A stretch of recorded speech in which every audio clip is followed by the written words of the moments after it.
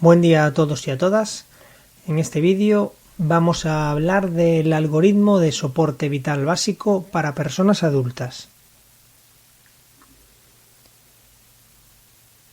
Primero hay que definir un poco lo que es el concepto de resucitación cardiopulmonar, comúnmente conocido como RCP. Puede definirse como aquel conjunto de maniobras destinadas a restablecer las funciones vitales momentáneamente interrumpidas por una parada cardiorrespiratoria. El concepto de parada cardiorrespiratoria es muy importante, es la situación más relevante en primeros auxilios. La RCP sustituye las funciones respiratoria y circulatoria con el objetivo de mantener la perfusión cerebral. Siempre hay que tener en cuenta que las maniobras de RCP van a servir para ganar tiempo hasta que llegue la ayuda adecuada de los servicios de emergencia sanitaria. Otro concepto que tenemos que definir es el de soporte vital. La RCP se enmarca dentro del soporte vital. Siempre que se aplique en situaciones de primeros auxilios se conoce como soporte vital. Hay dos tipos de soporte vital. Está el soporte vital básico, que es el que se aplica de manera inmediata en el lugar de la parada cardiorrespiratoria y sin hacer uso de ningún tipo de equipo específico. Aquí entraría como excepción la utilización de desfibriladores externos semiautomáticos y de equipos de protección, como podría ser algún tipo de barrera o incluso un ventilador manual, como veremos posteriormente. Se incluyen en el soporte vital básico las técnicas de OVACE, de obstrucción de la vía aérea por un cuerpo extraño, que aunque en esencia no se refieren específicamente a una parada cardiorrespiratoria, es una situación que en caso de darse y no resolverse rápidamente puede suponer una parada cardiorrespiratoria y poner en riesgo la vida de la persona. Después hay que diferenciar también lo que es el soporte vital avanzado. Es aquel que se aplica en situaciones de parada cardiorrespiratoria por personal sanitario con equipo y medios avanzados. Aquí estamos hablando de medicación vasoactiva y de desfibrilación manual más avanzada aplicada por personal médico especializado.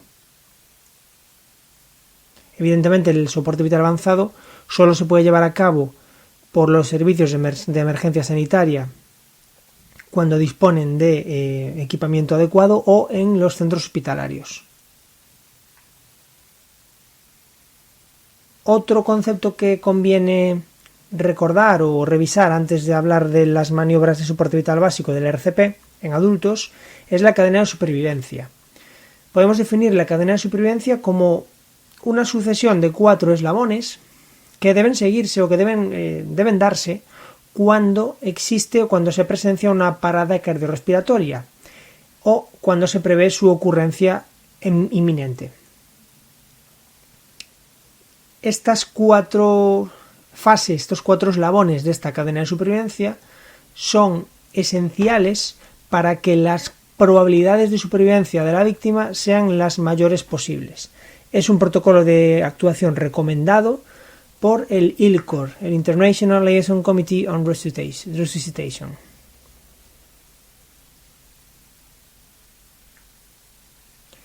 Aquí vemos los 4 eslabones de la cadena de supervivencia. El primero sería un reconocimiento rápido de la situación y la solicitud de ayuda. Es fundamental avisar a los servicios de emergencia sanitaria cuando nos encontremos ante un posible caso de parada cardiorrespiratoria. Lo principal es activar los servicios de emergencia sanitaria, que son los que van a poder resolver la situación.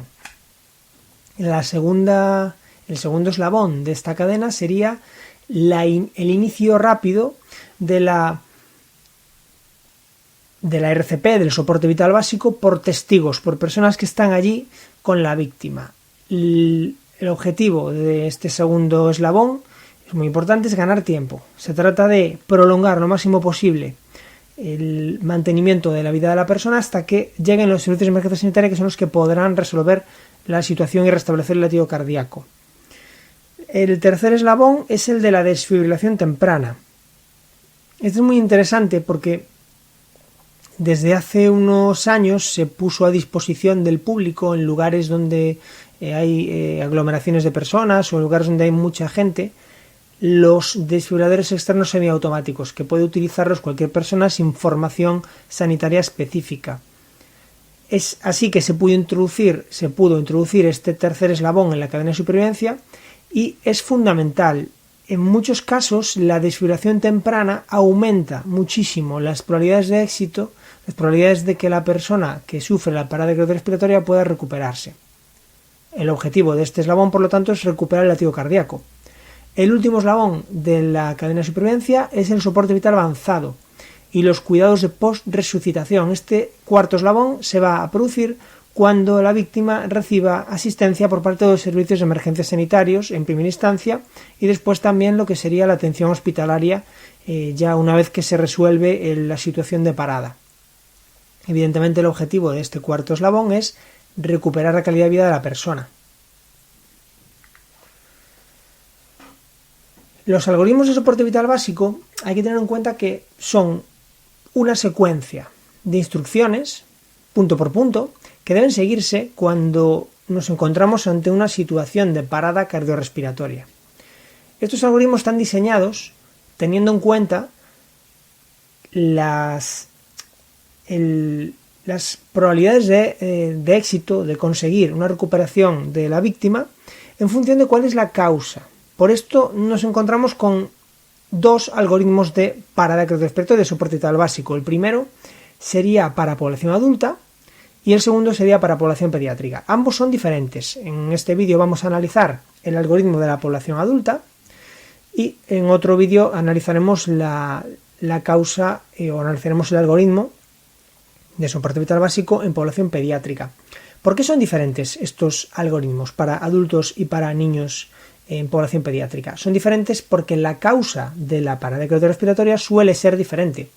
En el caso de la población adulta, la causa de la parada cardiorrespiratoria suele ser de origen cardíaco, en la mayor parte de los casos.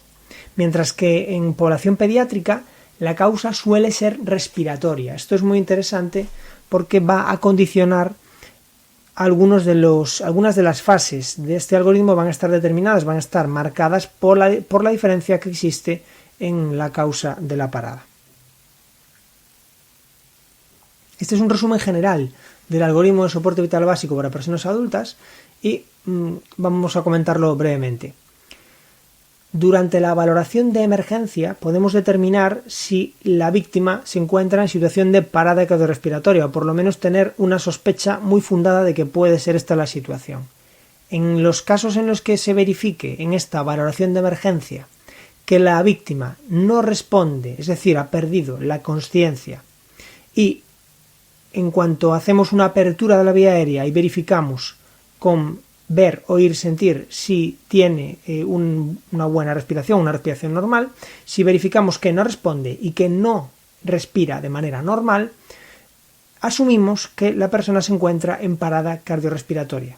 Por lo tanto, lo primero que habrá que hacer, como se vio anteriormente en la cadena de supervivencia, es alertar a los servicios de emergencia sanitaria. En este caso va a ser hacer una llamada al 112 o al 061.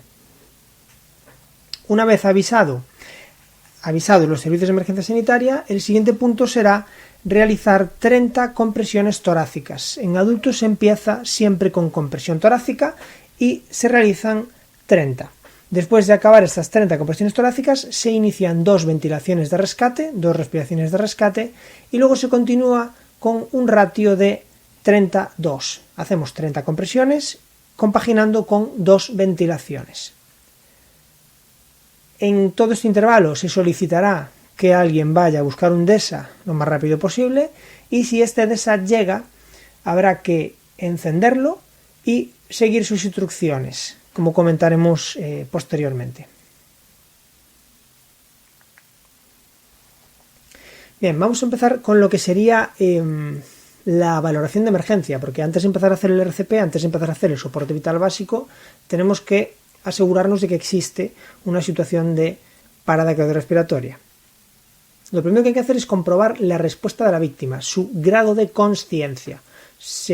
Para esto se puede hacer varias cosas, como es, por ejemplo, hablar en voz alta a la persona, intentar que nos responda, que a través de una llamándola por su nombre, hablándole alto, cerca de sus oídos, intentar que responda. Si no hay respuesta, lo que podemos hacer es sacudirla suavemente, sin demasiado, teniendo cuidado especialmente si la persona ha sufrido un traumatismo, pero podemos sacudirla un poco por los hombros, moverla, incluso dar algún pellizco en la zona del cuello, en la zona del trapecio, para ver si responde a un estímulo doloroso.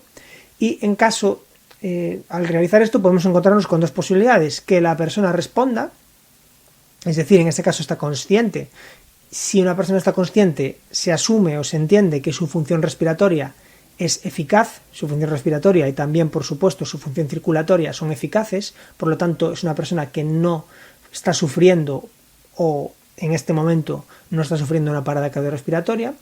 Y en este caso se pasaría a la evaluación secundaria o de urgencia. Pasaríamos a evaluar si esta persona tiene algún tipo de lesión o tiene algún tipo de fractura, alguna hemorragia que pudiera ser peligrosa. Tenemos que identificar lesiones de tipo secundario que pudieran estar presentes, pero descartamos al menos inminentemente que exista un riesgo vital grave en el momento. Si realizamos esta comprobación de consciencia, puede pasar que la persona no responda. En este caso está inconsciente, no responde a estímulo verbal, no responde a que se realice sacudirla de forma suave, y no tampoco responde a estímulos dolorosos como puede ser un pellizco. Se coloca a esta persona en decúbito supino, siempre y cuando no exista, o teniendo por supuesto cuidado si hay algún tipo de sospecha de lesión de columna vertebral, y se procede a abrir la vía aérea. Para abrir la vía aérea de la víctima se realiza por sistema, a nivel genérico, luego veremos que hay excepciones, pero la maniobra que se utiliza habitualmente es la maniobra frente-mentón. En caso de sospecha de lesión cervical, esta maniobra está contraindicada, con lo cual habrá que realizar una maniobra alternativa, que es la de tracción mandibular. La maniobra frente-mentón se realiza, como se puede ver en este dibujo. Se coloca una mano en la frente del paciente y la otra por debajo del mentón, y haciendo un par de fuerzas, un movimiento coordinado, se realiza una hiperextensión cervical y de cabeza. De esta manera podemos alinear su vía aérea de forma que la caída hacia atrás de la lengua no interrumpa el flujo del paso de aire por la vía aérea. Es una forma muy simple, muy efectiva de abrir la vía aérea de una persona antes de ver si respira. En ocasiones con esto es suficiente para que la persona que esté inconsciente recobre una respiración efectiva. En aquellos casos en los que se sospecha o hay certeza de que pudiera haber una lesión cervical grave, que pudiera, pues una persona politraumatizada, una persona que sufrió una caída o que ha tenido un golpe muy fuerte, o que sospechamos que puede tener una lesión en la columna, hacer la maniobra frente-mentón puede suponer una lesión medular en el nivel cervical, lo cual sería gravísimo y tendría unas consecuencias probablemente de por vida y bastante graves. Lo que se realiza, o lo que se podría realizar, es una técnica alternativa, que es la de tracción mandibular. Consiste en haciendo con una mano una fijación de su cabeza a través de una toma por encima de la frente.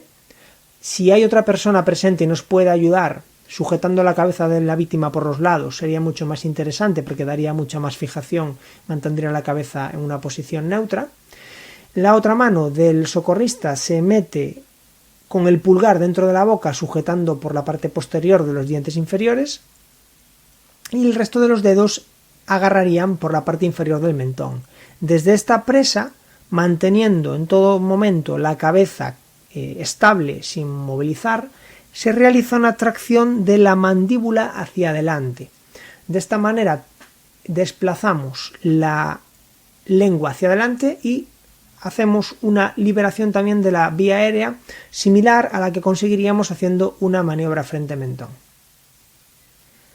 Decir que en este punto, cuando se comprueba la respiración del paciente, cuando se hace la apertura de la vía aérea, se puede aprovechar también para visualizar si en el interior de la cavidad bucal existe algún cuerpo extraño que pudiera estar interrumpiendo el paso del aire, o que pudiera en un momento determinado introducirse dentro y taponar.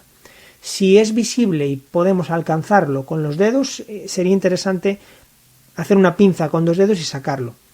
Si el cuerpo extraño que identificamos está muy metido para adentro, a veces puede ser contraproducente intentar capturarlo con los dedos, porque se puede introducir más y taponar una vía aérea que podría estar más o menos efectiva.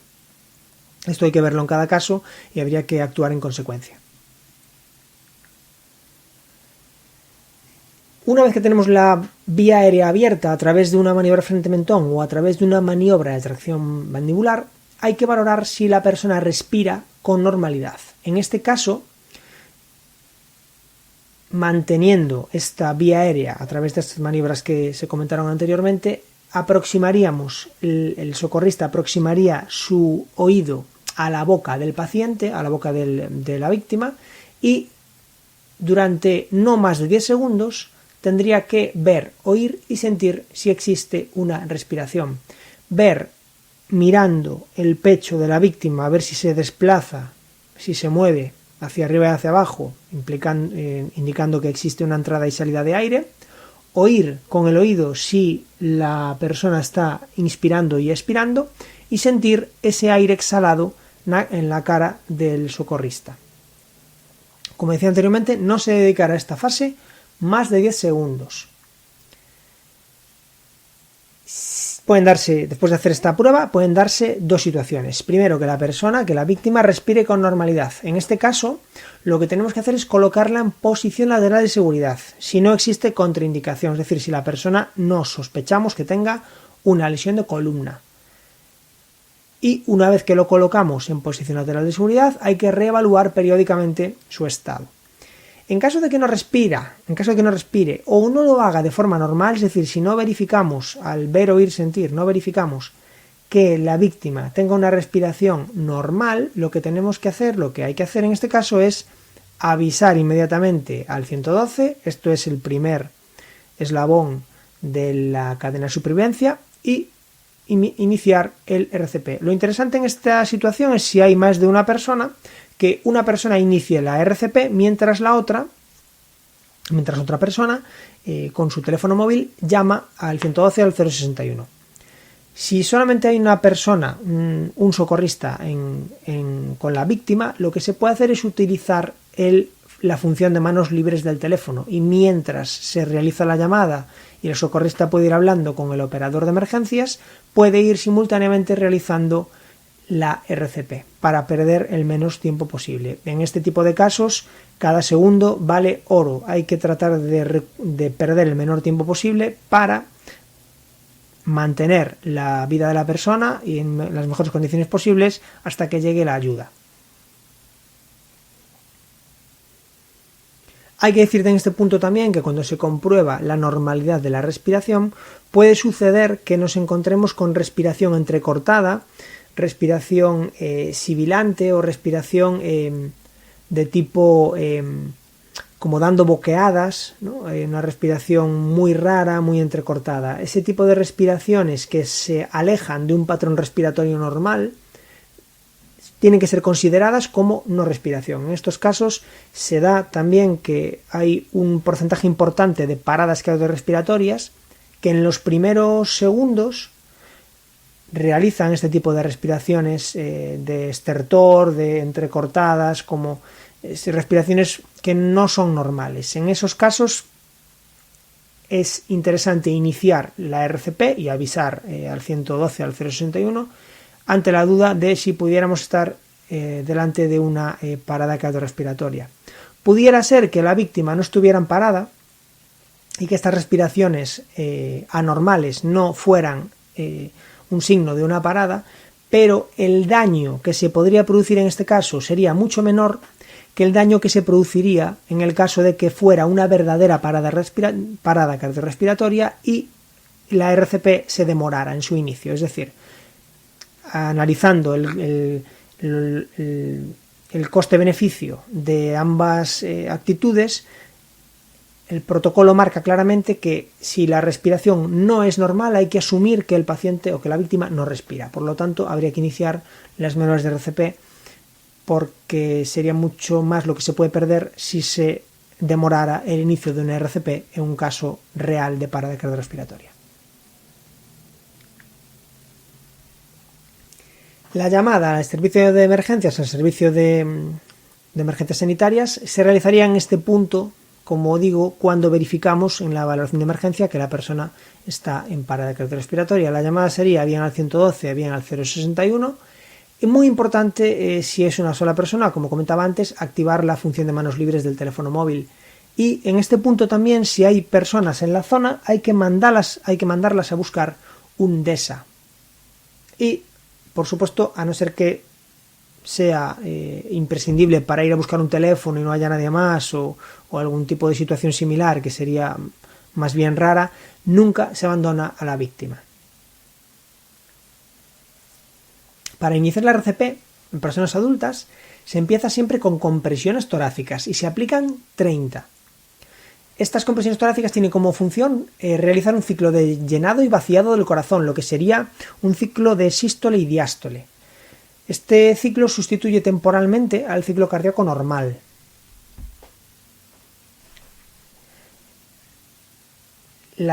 Para realizar esta técnica de la compresión torácica, la víctima debe estar en decúbito supino sobre un plano duro.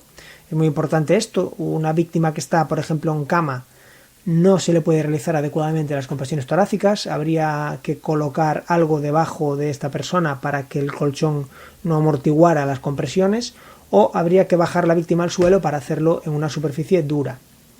El socorrista se sitúa al lado y a la altura del pecho de la víctima, de modo que pueda hacer fuerza desde arriba, con su peso.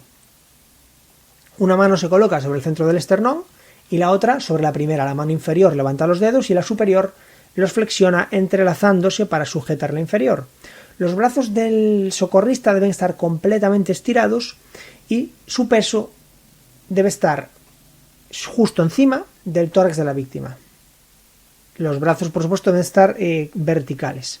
Se comprime el esternón unos 5 centímetros, permitiendo su reexpansión de forma completa, pero no se pierde el contacto en ningún momento. La contracción y la relajación de la compresión duran aproximadamente lo mismo, y la frecuencia de las compresiones torácicas es relativamente elevada, es de entre 100 y 120 compresiones por minuto.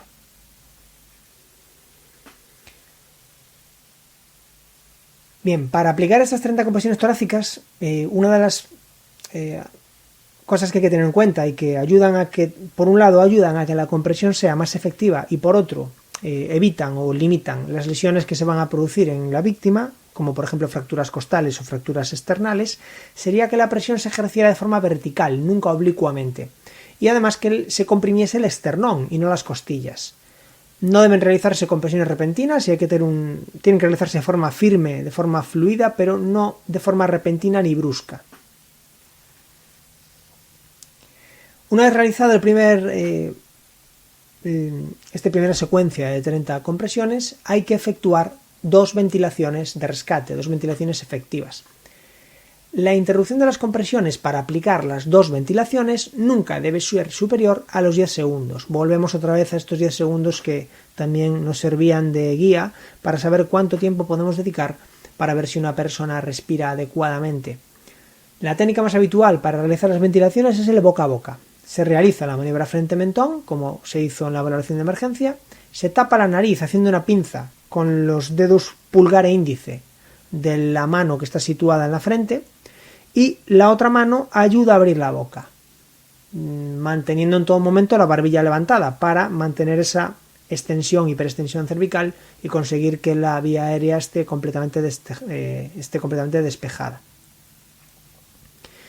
El socorrista inspira, ajusta su boca a la boca de la víctima por su parte exterior, de forma que no existan fugas y que esté bien sellado, y insufla entre 500 y 600 mililitros de aire. Esta cantidad de aire, este volumen de aire, es el que aproximadamente se respira en una ventilación normal, en una respiración normal de una persona adulta. Es interesante no insuflar más aire del que es necesario, porque cuando se insufla mucho aire y los pulmones se hinchan completamente, la presión de aire en la vía aérea hace que entre aire en la vía digestiva a través del esófago, Y esto es un problema, porque mientras se van haciendo las ventilaciones y se va efectuando las compresiones, el estómago se va hinchando de aire. Y puede suceder que en algún momento este aire abandone el estómago a través del esófago, salga hacia arriba, acompañado de contenido gástrico, de forma que el paciente, la víctima, acaba vomitando por culpa de esta situación. El problema de un vómito en una persona que está inconsciente es que es muy fácil que ese contenido gástrico entre en la vía aérea de forma retrógrada, llegue arriba y baje por la vía aérea, entre por la tráquea, y eso nos produce una situación muy complicada de resolver. Entonces, una de las formas de intentar evitar esto es introducir una cantidad de aire limitada, entre 500 y 600 mililitros de aire, que es más que suficiente para llenar los pulmones de la persona. Comprobamos que el tórax se mueve, es decir, cuando el socorrista insufla aire en la víctima, hay que asegurarse de que el tórax se desplaza hacia arriba, hacia abajo, que la ventilación es eficaz. En caso de que no sea eficaz, podemos comprobar si existe algún tipo de cuerpo que esté obstruyendo la vía aérea que podemos retirar desde arriba. Cuando se realiza la insuflación hay que separar la boca y después permitir que la víctima expire de forma pasiva.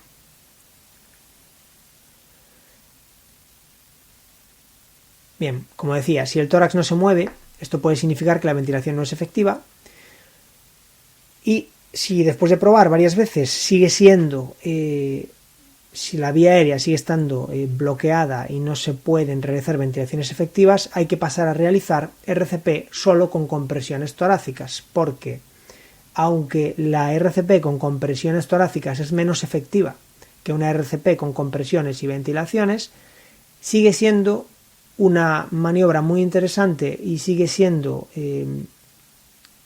efectiva para mantener las funciones vitales de la persona, para mantener su vida, para mantener una perfusión cerebral y de los tejidos del cuerpo hasta que llegue la ayuda. Entonces, esto se aplica en los casos en los que la vía aérea no está practicable, no se puede realizar ventilaciones efectivas, pero también se puede aplicar en aquellos casos en los que el socorrista no quiere exponerse a realizar una respiración boca a boca en la víctima.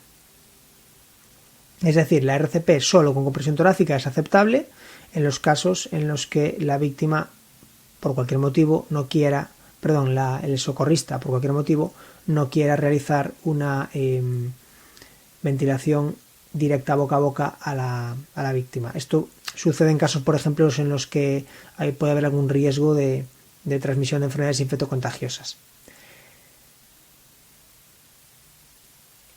También se describe en algún manual la posibilidad de realizar insuflación boca-nariz. Es una alternativa aceptable y a veces preferible. Implicaría realizar una apertura de la vía aérea, cerrar la boca de la víctima e insuflar directamente a través de la nariz. Este instrumento que se puede ver aquí es una cánula de Guedel, que se utiliza en primeros auxilios y también, en soporte vital avanzado también. Y se utiliza para abrir la vía aérea de la víctima. Normalmente no se cuenta con este material de forma habitual, pero sí se puede encontrar en algún botiquín especializado o en algún, por supuesto, material que lleva el personal de los servicios de emergencia sanitaria. Esta cánula hay varios tamaños, habría que escoger una cánula del tamaño adecuado a la víctima y se colocaría, hay una técnica para colocarla, y su función es, una vez que se coloca, mantenerse ahí de tal manera que evita que la lengua caiga hacia atrás y tapone la vía aérea. La vía aérea de la víctima, por lo tanto, permanecería abierta sin necesidad de tener que realizar una maniobra frente a mentón o tener que realizar una tracción mandibular cada vez que se ventila.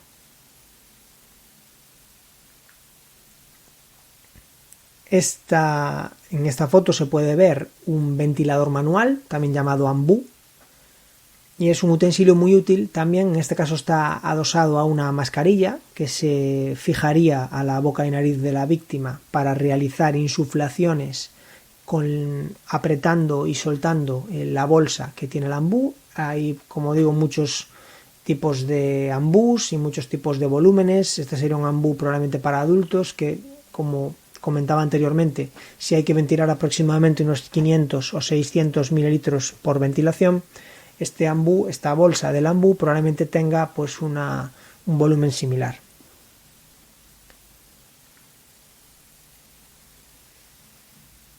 El tercer eslabón de la cadena de supervivencia era la desfibrilación precoz, es decir, buscar cuanto antes la posibilidad de que la víctima pudiera ser desfibrilada. La mayor parte de los casos de parada cardiorrespiratoria en adultos, como comentábamos anteriormente, está relacionada con un origen cardíaco, y dentro de este origen cardíaco hay algunas situaciones que son desfibrilables, es decir, tienen que ver con el sistema de control eléctrico del corazón. Cuando falla ese sistema, se pueden dar algunas situaciones que se verían beneficiadas por una desfibrilación, que es la aplicación de una descarga eléctrica en la zona y que llega al corazón y que de algún modo resetea este sistema eléctrico del corazón y recupera el latido de forma espontánea. Este aparato DESA tiene la característica de que no requiere conocimientos avanzados para su utilización, simplemente hay que colocarlo, encenderlo, enchufar el cable, colocar los electrodos donde está indicado y seguir las instrucciones del aparato. El aparato consta de dos botones, uno de encendido y otro de señalización de descargas. Tiene dos electrodos que van conectados con unos cables al aparato. Esos electrodos se vehiculizan a través de unos parches que normalmente son parches que tienen un adhesivo para colocarse directamente en el pecho del paciente, en el tórax del paciente, de la víctima, y además consta de un altavoz que transmite las instrucciones en voz alta para que los socorristas puedan seguirlas. Los accesorios de este DESA son parches de repuesto, tijeras, cuchilla de afeitar. Esto aparece porque en muchas ocasiones en víctimas varones podemos encontrar mucho pelo en la zona del pecho y es necesario rasurar para que el parche pueda adherirse bien a la piel y realizar la descarga por ahí. Una mascarilla para protección, gasas, baterías de repuesto en caso de que se puedan agotar. El DESA se utiliza, es muy importante, cuando el DESA llega a una situación, no se puede dejar de realizar el RCP. La RCP, las compresiones y las ventilaciones que están realizando tienen que mantenerse mientras que se prepara y se coloca el DESA. Se deja el pecho de la víctima al descubierto, si es necesario se seca y o se rasura, como comentaba anteriormente, se retiran los parches de medicación si los tiene y se enciende el dispositivo con el botón de encendido. A continuación hay que seguir las instrucciones verbales que nos va a ir dando el aparato. Lo más importante en este punto es conectar los cables de los electrodos al aparato. Suele haber una clavija adaptada que se conecta en un punto muy concreto que no suele ser pasar desapercibido. Y después hay que colocar los parches. Uno se coloca sobre el pectoral derecho de la víctima, es decir, justo debajo de la clavícula, y el otro parche se coloca en el costado izquierdo, un poco más abajo de la axila, pues unos 10 centímetros por debajo de la axila. Lo normal es que el propio parche tenga un dibujo que indica dónde hay que pegarlo, con lo cual es simple, hay que mirar el dibujo del parche y pegarlo directamente. Si la víctima porta marcapasos, debe separarse el electrodo al menos unos 10 centímetros del mismo. Esto lo vamos a ver claramente porque las víctimas que tienen marcapasos tienen una zona cerca de la clavícula, en la parte inferior, que se abomba, es como una especie de bulto pequeño que es característico de que pueda haber ahí un marcapasos. Por seguridad lo que hace es separarse unos 10 centímetros para que la descarga no afecte al aparato. En un momento determinado el aparato indicará que está analizando el ritmo cardíaco y que no se debe tocar al paciente. En ese momento habrá que interrumpir la RCP el tiempo necesario para que el aparato realice una valoración del ritmo. Y, por supuesto, no se debe tocar al paciente en este punto. Si la víctima lo precisa, el aparato dirá descarga aconsejada, pulse botón. Pedimos a las personas del lugar que se aparten y pulsamos el botón de descarga. Si la víctima no precisa de desfibrilación, el aparato lo indicará y retomaremos la RCP hasta que el aparato realice un nuevo análisis que avisará de que dejemos de hacer la RCP y de que nos separemos de la víctima para realizar este nuevo análisis. Pocas víctimas recuperan un ritmo útil con una sola descarga. Esto es interesante. es posible que el aparato haga una desfibrilación, que tengamos que seguir haciendo el RCP y que después vuelva a hacer un nuevo análisis e indique una nueva descarga, y así varias veces. Habrá que repetir, por lo tanto, esta secuencia tantas veces como el aparato nos lo requiera. ¿Cuándo se debe dejar de prestar la RCP? Esta es una pregunta pertinente. Hay 3 supuestos en los que se debe dejar de prestar la RCP, en las que habría que dejar de prestar la RCP. El primero de ellos es cuando la víctima muestre signos claros de recuperación, es decir, si la víctima se despierta, si empieza a moverse, si abre los ojos, si respira espontáneamente. En estos casos, cuando suceda esto, nos indica claramente que se ha recuperado el latido cardíaco y que la persona pues no necesita que se continúe haciendo la RCP, por lo menos en este momento. Si el DESA encuentra actividad eléctrica funcional, seguramente lo indicará. Mientras llega la ayuda, debe vigilarse de cerca a la víctima y no desconectar el DESA. Es decir, la persona se ha recuperado momentáneamente, pero es posible que vuelva a tener otra parada cardiorrespiratoria, por lo tanto no se retirarán los electrodos y no se apagará el DESA, se mantendrá conectado y encendido, porque el aparato seguirá también trabajando en caso de necesidad. También tenemos que estar pendientes de si es necesario reiniciar la RCP. Cuando lleguen los servicios de emergencia sanitaria o personas con más conocimientos, también tendremos que dar las personas que están haciendo el RCP, los socorristas que están trabajando en ese momento, tendrán que dejar que otras personas con más conocimientos o los profesionales sanitarios de los servicios de emergencia se hagan cargo. Y el tercer supuesto en el que habría que parar de hacer RCP es cuando los rescatadores, las personas que están haciendo el RCP, lleguen a la extenuación. Si es una persona sola, es fácil que se llegue a este punto, pero si hay más de una persona que puede hacer la RCP y puede hacer el soporte vital básico, lo normal es que se vayan turnando para que uno pueda descansar y retomar el trabajo cuando lo deja el otro.